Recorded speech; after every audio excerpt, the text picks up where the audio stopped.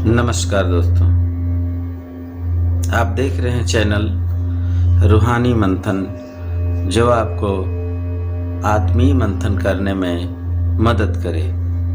आज दोस्तों, आज का विषय है ब्रह्ममुहूर्त में कौन ऐसे 3 काम करने से हमारे मनोवांछित फल जो भौतिक और आध्यात्मिक दोनों तत्क्षण मिल जाते हैं। वह ऐसे कौन से कार्य हैं जो करें और भौतिक और आध्यात्मिक जीवन में तुरंत उपलब्धि पाएं।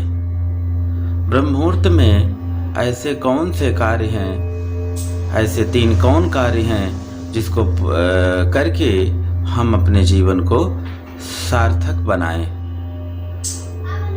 अपने जीवन में जो उलझने हैं, जो इच्छाएं हैं और जो बाधाएं आती हैं, बाधाओं से कैसे दूर हटें और अपनी इच्छाओं पर कैसे विजय प्राप्ति करें। आज के इस वीडियो में आपका बहुत बहुत स्वागत है। मैं दोस्तों, यदि यह वीडियो लास्ट तक आप देखते हैं तो आपको 3 कार्य ऐसे और 3 टिप्स ऐसे बताएंगे जो आपके परिवार, आपके बच्चों, आपके रिश्तेदार, जिसको आप आध्यात्मिक दृष्टि से बता देंगे, उसका कार्य पूर्ण होने लगेगा। जिस प्रकार धीरेन्द्र शास्त्री का नाम विशिष्ट रूप से आज पूरे विश्व में फैला हुआ है, उसी प्रकार आप भी अपने घर में प्रातः उठकर यह 3 काम कर लीजिए तो आपका जीवन और जो यातनाएं झेलनी पड़ती हैं वह नहीं होगा। प्रायः साधकों की यह धारणा रहती है कि आध्यात्मिक और भौतिक कार्य करते हुए हम अपने आध्यात्मिक लक्ष्य तक कैसे पहुँचे। हमारे ऋषियों ने, महर्षियों ने और विवेकी बुद्धिमान लोगों ने, रिसर्चकर्ताओं ने हमें 3 ऐसे कार्य वेदों द्वारा निकाले गए, ये 3 ऐसे कार्य हैं जो करके अपने जीवन को हम सुखी बना लेते हैं। बहुत से कार्य ऐसे हैं जो हमारे जीवन में बाधा बनती हैं, जैसे धन की कमी, पुत्र की कमी और समाज में सम्मान की कमी, और जो कार्य करते हैं उसमें विजय प्राप्ति नहीं होती है। तो भगवान शिव ने अपने सूर्योदय ग्रंथ में श्लोक नंबर 89 अर्थात 89 और 90 और 91 3 ऐसे श्लोक में अपना आशीर्वाद प्रदान किया है, जिसको आप जानकर आश्चर्यचकित हो जाएंगे। ये मंत्र नहीं है, यह आपके जीवन के स्तंभ हैं, जिसे आप पाकर के, वह खजाना है जिसे आप पाकर के जीवन में मनोवांछित फल की प्राप्ति कर सकेंगे। प्रायः साधकों की यह अंदर से उत्कंठा रहती है कि करने से ही सब कुछ होता है, इसलिए शुभ कर्म करने चाहिए। यह धारणा बड़ी अच्छी है, पर कर्म कर्ता के अधीन होते हैं। अतः कर्ता जैसा होता है उसके द्वारा कर्म भी वैसे ही होते हैं। कर्मयोग भी निष्काम कर्म से नहीं होता, अपितु निष्काम कर्ता से होता है। अतः स्मरण, कीर्तन, जप, ध्यान, स्वाध्याय आदि करना बहुत उत्तम है। अर्थात हम अपने जीवन में परमात्मा ने हमें 24 घंटे मुक्त में दिया, जन्म भी मुक्त में दिया। आपको यह हमेशा ध्यान रखना चाहिए कि परमात्मा हमें बच्चों की तरह पाला है। हर पल, हर विपल, हर क्षण वह हमें ध्यान रखता है। कहते हैं याद दया को लावती, प्रभु कृपालु भगवंत, अधिक याद प्रभु करत हैं, जो थोड़े कर संत। अर्थात याद जब हम करेंगे परमात्मा सीधा उल्टा करता है, दया करता है। तो दया जब हम बारंबार याद करेंगे तो परमात्मा दया करता है और हम सभी एक बिंदु मात्र भी याद नहीं करते हैं। मान चलिए आपकी 2 संतानें हैं, एक संतान आपकी अमेरिका चली जाए, एक संतान आपकी नियरेस्ट किसी सिटी में चली जाए और आपको नियरेस्ट वाला आपको हर हफ्ते में फ़ोन करने लगे कि आप कैसे हैं, परिवार कैसा है, मम्मी पापा कैसे हैं, सभी का स्वास्थ्य अच्छा है कि नहीं।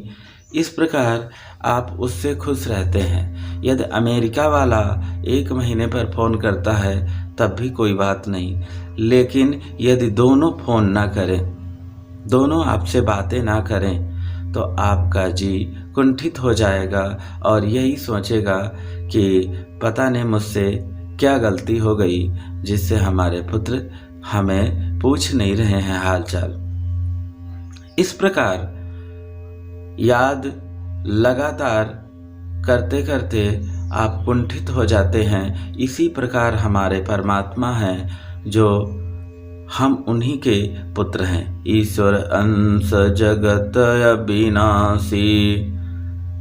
इस प्रकार परमात्मा का जो हम पुत्र हैं, हम जीव हैं, जो लगातार हम उनके संपर्क में यदि रहते हैं तो परमात्मा हमसे प्रसन्न रहता है। और जब प्रसन्न रहता है तो हमें वो ऐसी ऐसी चीज़ें दे देता है जो हमारे समाज में 99% लोग नहीं पाते हैं। इस प्रकार देखा जाए, परंतु जप ध्यान कर्म एक तो स्वतः होते हैं और एक करने पड़ते हैं। जब तक कर्ता में भाव नहीं है तब तक उसे जप ध्यान आदि करने पड़ते हैं, पर भाव होने से उसके द्वारा स्वतः स्वाभाविक ही जप ध्यान आदि होते हैं। अर्थात हमें अपने भाव को सुंदर और निष्काम रखना चाहिए। हमारा भाव प्रेम से युक्त होना चाहिए। बगैर भाव के, इसके सिवा, भाव के सिवा संसार में कोई ऐसी वस्तु नहीं जो हमें प्राप्त हो जाए। अर्थात बाजार में आप जाएंगे तो किसी सब्जी का, किसी वस्तु का आप मूल्य पूछेंगे। मूल्य ही भाव है।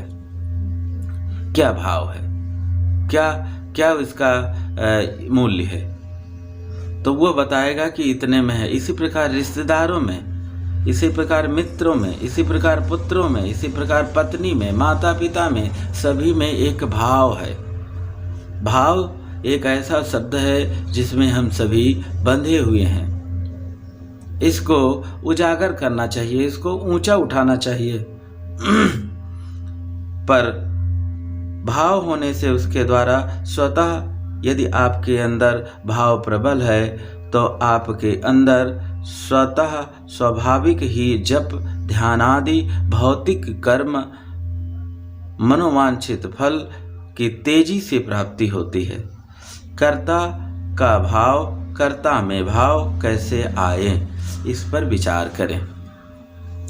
जहाँ हम है, जहाँ हम मैं हूँ, इस प्रकार अपने आप को मानते हैं, वहीं यह मान लें कि मैं भगवान का हूँ। इस प्रकार जब मैंपन में अटल भाव हो जाएगा, तब निरंतर स्वतः भगवान का भजन होगा। अभी तो घर संसार का काम स्वतः होता है और दिन रात हरदम होता है। जैसे नौकरी करते हैं तो समय पर जाते हैं और उस समय आते हैं और समय पर ही आते हैं, वैसे ही जप ध्यानादि भी समय पर करते हैं। तात्पर्य यह है कि जप ध्यानादि कर्म समय की सीमा में बांधे रहते हैं। यही हमारा भाव हो जाए कि मैं भगवान का हूँ और भगवान मेरे, तो घर के काम की तरह रात दिन हर दम हर वक्त हर समय भगवान का भजन, परमात्मा का भजन होता रहेगा। भजन के बिना रह नहीं सकेंगे। घर संसार का काम नौकरी की तरह होगा। अतः कर्ता में परिवर्तन होने से कर्म में स्वतः परिवर्तन स्वाभाविक और शीघ्रता से परिवर्तन हो जाता है। साधक से भूल यह होती है कि वह मैं हूँ के स्थान पर अपने नाम, वर्ण, आश्रम, जाति, संप्रदाय आदि को बैठा देता है और मैं अमुक नाम वाला हूँ, मैं अमुक वर्ण वाला हूँ, मैं साधु हूँ, मैं गृहस्थ हूँ आदि अपने अनेक मान्यताएं कर लेता है। ऐसी मान्यताओं के कारण साधन की सिद्धि में विलंब होता है, कारण कि ये मान्यताएं मैं में रहती हैं और भगवान भजन कर्म में रहता है। साधक को चाहिए कि वह मैं भगवान का हूँ, इस प्रकार मैं भगवान को रखे और वर्णाश्रम आदि को कर्म में रखे। तात्पर्य यह है कि भीतर से मैं तो भगवान का हूँ ऐसा मानते हुए बाहर से नाटक में स्वांग की तरह अपने वर्णाश्रम आदि के कर्तव्य का पालन करते रहें।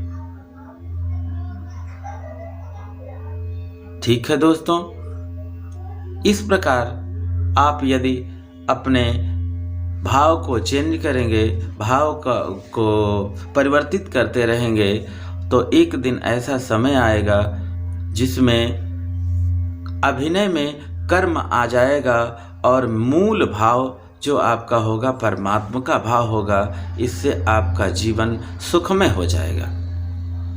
आइए दोस्तों, हम जाने कि वह भगवान शिव वरदान स्वरूप कौन से 3 मंत्र दिए हैं जिससे हमारे जीवन के सभी मनोवांछित फल भौतिक आध्यात्मिक पूरे होते हैं। नंबर 1, यत्रांगे बहते वायो अस्तदंगकर अस्तलात सुप्तो अथितो मुखम अस्पष्ट बालभते वांछित फलम।